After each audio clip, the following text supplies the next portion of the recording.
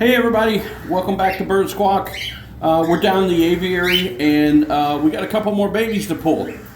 These parents have done really well, and we just pulled them from the nest box. As you can see, they have super full crops, but it's time. You can see where they've been feeding them. It's time. Both of these have yellow fuzz, so they're going to have the orange cheeks. So let's get them upstairs. Let's do a once over. And let's get them set up in the brooder. I'll see you in just a bit. All right, we're back upstairs now, and let's take a look at these guys. They are really super full, and one of the reasons we wanted to pull them, but my goodness, look how big and thick and healthy these guys are. And this one's eyes are opening. So when we get them upstairs, same thing. We just want to take a look at them. We want to make sure that everything's looking okay, and we don't see any peck marks or anything like that. You're going to see some red spots and different things, but they've not been pecked at. Everything looks okay. There was a little bit of spot right there, maybe a pin feather broke or something, but I think that's okay. Looks like there might be another one where a pin feather broke there. Tail feathers are coming in great. Nostrils are shaped well. Beak is shaped correctly.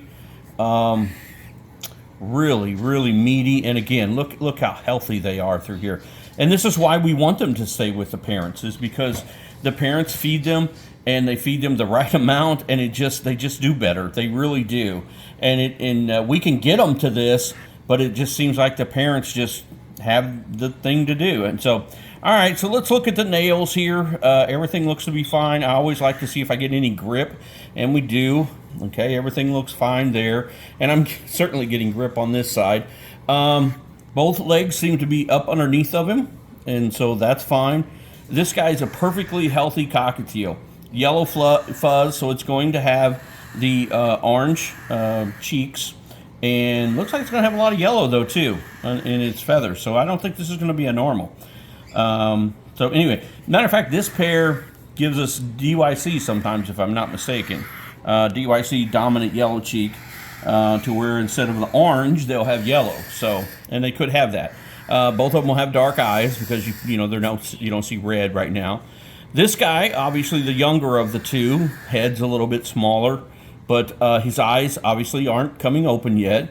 His ear canals look fine. The beak looks perfectly good, and he's showing not any scars or anything because his pin feathers are just starting to come through, and they always start on the tips of the feathers first. Really full. Again, a very healthy bottom end.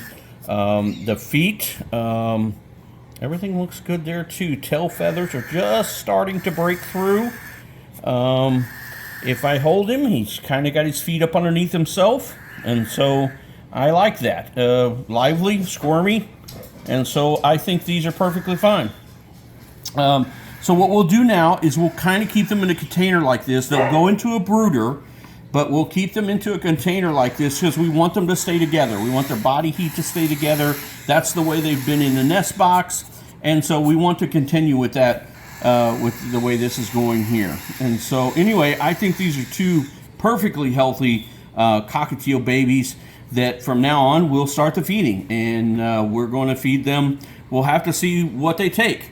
The amounts is going to be different for every bird. So I get that question a lot: how much to feed a baby bird? You feed it as much as it'll take.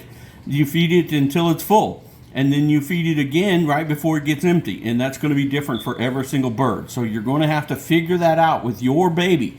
Okay, you're going to have to monitor it.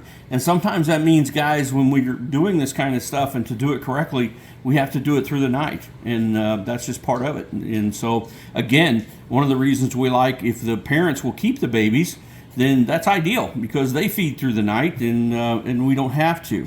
The next thing we're going to do is put them into a brooder. Temperature. I get this question all the time as well. You want to keep these babies warm, but you don't want to overheat them. The worst thing you can do is overheat these babies, and people tend to get their temperatures too hot, and they get really dehydrated really quick. You have to think, when they're in the nest box and the parents are sitting on them, they're approximately 98 degrees. But those parents like this right now, those parents are no way sitting on these babies right now. At most, they may sit beside them, but they wouldn't have them sitting, you know, underneath them. So they're not getting all of that warmth from the parents. Now, they may sit beside them, but there's a lot of our parents that at night when babies are this age, they sit outside the nest box, and they'll sit right outside of it, but the babies will be right inside. And so you got to think, you know, if you keep your aviary, you know, at a fairly warm temperature, which we keep ours, you know, in the upper or the maybe low 70s or something like that is what we try to do. And in the summer it heats up even a little bit more, and but that's kind of where we keep it year round. And so you got to think that we're bringing them out now. If they're in their nest box, you know, it may be 80 degrees in their nest box.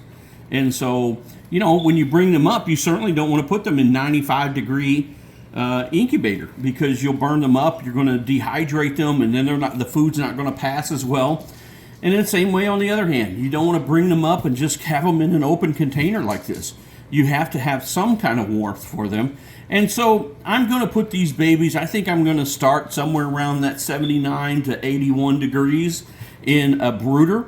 And there's no air flowing in this particular brooder that they're going into. And so there's no breeze. And so it's just 81 to 79 degrees in there. And it will fluctuate between that. And I think they'll be fine. As you can see, these babies aren't shaking even as much as the guy I had out earlier. And so these will be fine at that temperature. So it's just something you want to kind of watch it and keep an eye on, is the temperature. All right, guys, listen, I can't believe we're over 15,000 subscribers. That just blows me away. But we love the questions. And again, leave us some comments, because it does help our channel. And that's what we're going to get back into, doing this and making some more videos for you guys. We miss doing it, but please hit like and subscribe. It does help, and that helps us to keep making these videos. And as long as we're getting the subscribers and people are hitting like and the channel's growing, then we're going to try to keep making videos for you. Hey guys, I hope everybody's safe, and we'll catch you in the next one. See ya.